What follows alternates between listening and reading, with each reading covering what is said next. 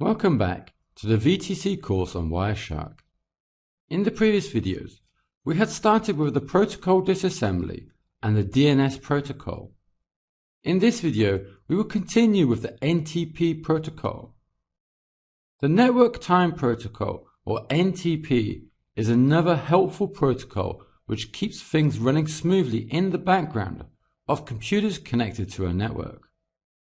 The Network Time Protocol is used for clock synchronization between computer systems over packet-switched, variable latency data networks. In short, NTP makes sure that all computers and device clocks are synchronized. NTP can use peering or client-server architecture. The network traffic is very similar either way.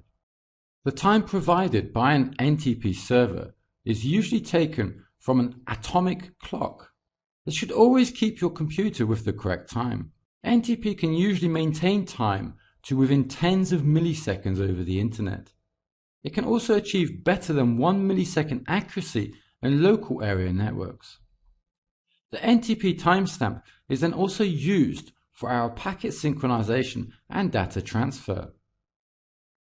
The communication process for NTP is quite simple. NTP uses UDP port 123 for all its traffic. The NTP client asks the NTP server about the current time. Once received, the client will set its internal clock to that specified value. Capturing traffic for NTP is also quite simple, especially when using Wireshark. We would only need to filter on the specified UDP port 123. In the next video, we will continue with protocol disassembly and the HTTP protocol.